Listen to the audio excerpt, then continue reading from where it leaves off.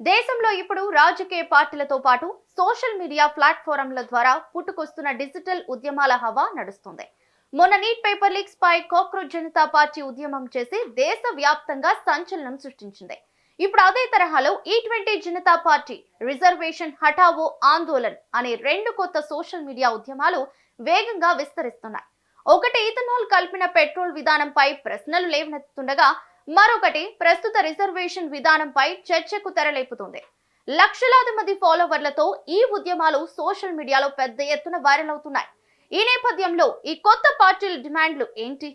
కేంద్ర మంత్రి నితిన్ గడ్కరీ రాజీనామా డిమాండ్ వెనుక అసలు కారణాలు ఏంటి? ఈ డిజిటల్ నిరసనల ప్రయాణం ఎలా సాగుతుందో ఈ ప్రత్యేక కథనంలో పూర్తిగా తెలుసుకుందాం. దేశంలో ఇటీవల సోషల్ మీడియా వేదికగా వెలుగులోకి వచ్చిన కాక్రోచ్ జనతా పార్టీ సృష్టించిన సంచలనం అంతా ఇంతా కాదు.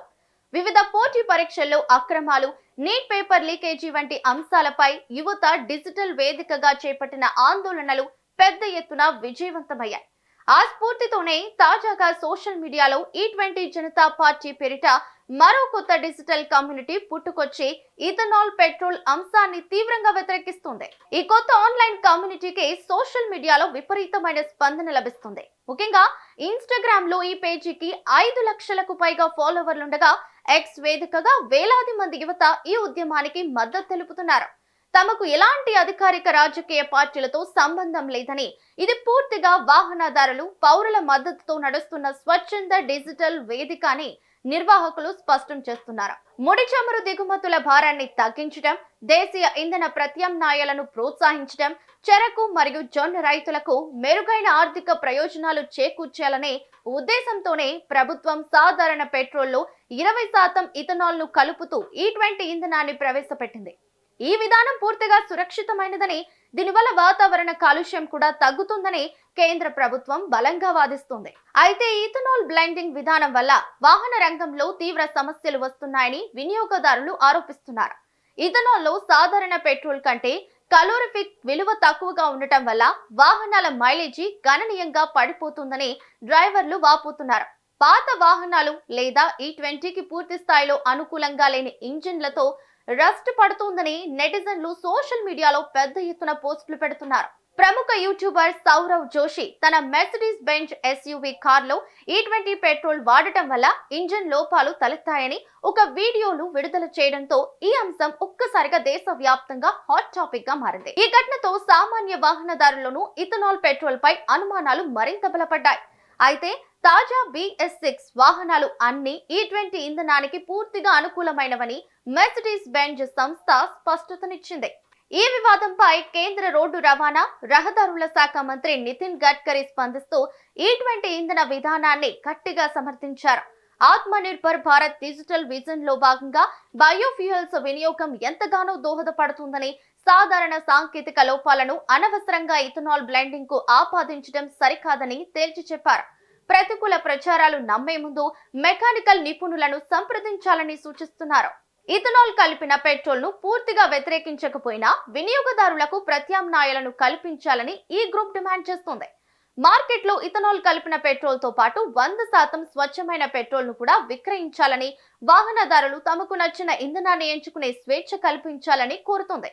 ఈ విధానాలను సరిగ్గా అమలు చేయడంలో విఫలమయ్యారంటూ కేంద్ర మంత్రి నితిన్ గడ్కరీ తక్షణమే రాజీనామా చేయాలని డిజిటల్ వేదికగా డిమాండ్ చేస్తున్నారు. కాక్రోచ్ జనతా పార్టీ తమకు బొద్దింకను సింబల్ గా ఎంచుకున్న మాదిరిగానే ఈ20 ఈ జనతా పార్టీ పీతలు గుర్తింపును ఎంచుకుంది.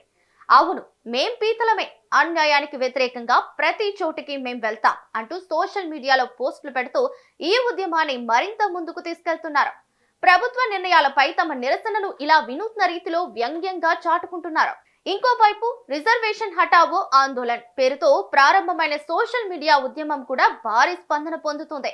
ఇన్స్టాగ్రామ్ లో లక్షలాది మంది ఫాలోవర్లను సంపాదించుకున్న ఈ కమ్యూనిటీ ప్రస్తుత రిజర్వేషన్ విధానంలో మార్పులు తీసుకురావాలని డిమాండ్ చేస్తుంది. తాము ఏ రాజకీయ పార్టీకి చెందిన వారు కాదని, పౌరుల మద్దతుతో నడిచే స్వచ్ఛంద ఉద్యమమని ఈ గ్రూప్ చెప్తుంది.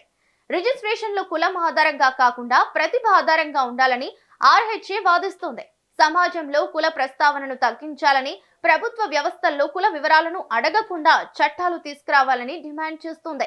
సమాన అవకాశాలు అందరికీ ఉండాలంటే విద్యా వ్యవస్థలో పోటీతత్వాన్ని ప్రోత్సహించాలని ఈ ఉద్యమం పేర్కొంటుంది. రిజర్వేషన్ వ్యవస్థపై దేశంలో భిన్న అభిప్రాయాలు ఉన్నాయి. రాజ్యాంగం సామాజికంగా వెనుకబడిన వర్గాలకు సమాన అవకాశాలు కల్పించేందుకు రిజర్వేషన్లను కల్పించిందని అనేక నిపుణులు గుర్తు చేస్తున్నారు.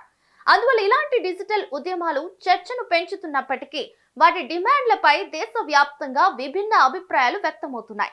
నీట్ పేపర్ లీకేజీ కుంభకోణానికి సంబంధించి దేశవ్యాప్తంగా యువత చేపట్టిన నిరసనల ఫలితంగా కేంద్ర విద్యాశాఖ మంత్రి ధర్మేంద్ర ప్రధాన్ రాజీనామా చేయాల్సి వచ్చింది. ఆందోళనల విజయమే సోషల్ మీడియా గ్రూపులకు అంతులేని ఆత్మవిశ్వాసాన్ని ఇస్తుంది. అదే బాటలో ఇప్పుడు E20 జనతా పార్టీ కూడా నితిన్ గడ్కరీ రాజీనామాను లక్ష్యంగా చేసుకుని డిజిటల్ ఆందోళనలకు తీవ్రతరం చేస్తుంది.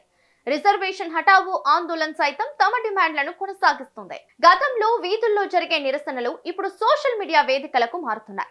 లక్షలాది మంది ఫాలోవర్లు, వైరల్ పోస్టులు, హ్యాష్ ట్యాగ్ క్యాంపెయిన్లు ప్రభుత్వ దృష్టిని ఆకర్షించే స్థాయికి చేరుతున్నాయి. డిజిటల్ కమ్యూనిటీలు ప్రజల అభిప్రాయాలను వేగంగా దేశవ్యాప్తంగా వ్యాప్తి చేస్తున్నాయి. అయితే సోషల్ మీడియాలో వచ్చే ప్రతి సమాచారం నిజమేనని భావించకుండా అధికారిక సమాచారం కూడా పరిశీలించడం అవసరమని నిపుణులు సూచిస్తున్నారు.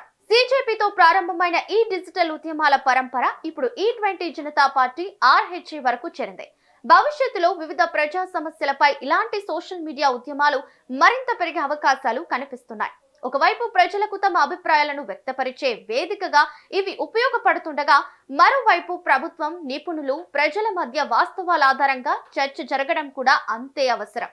ప్రజాస్వామ్యంలో డిజిటల్ వేదికల ప్రభావం రోజు రోజుకు పెరుగుతోందనడానికి ఇవే తాజా ఉదాహరణలుగా నిలుస్తున్నాయి. కాంగ్రెస్ జనతా పార్టీతో మొదలైన ఈ డిజిటల్ ట్రెండ్ ఇప్పుడు E20 జనతా పార్టీ, రిజర్వేషన్ హఠావో ఆందోళన వంటి కొత్త ఉద్యమాలకు రూపం దాల్చింది.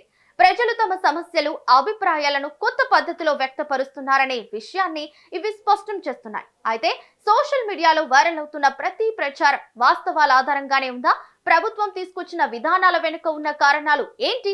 ఉద్యమకారులు లేవనెత్తుతున్న ప్రశ్నల్లో ఎంత నిజం ఉంది అనే అంశాలను కూడా సమగ్రంగా పరిశీలించడం అంతే అవసరం. ప్రజాస్వామ్యంలో ప్రశ్నించే హక్కు ఎంత ముఖ్యమో వాస్తవాలను తెలుసుకుని అభిప్రాయం ఏర్పరచుకోవడం కూడా అంతే ముఖ్యం. భవిష్యత్తులో ఇలాంటి డిజిటల్ ఉద్యమాలు మరిన్ని వస్తాయేమో కానీ అవి సమాజంపై ఎలాంటి ప్రభావం చూపిస్తాయన్నదే ఇప్పుడు అందరి దృష్టిని ఆకర్షిస్తున్న అసలు ప్రశ్న.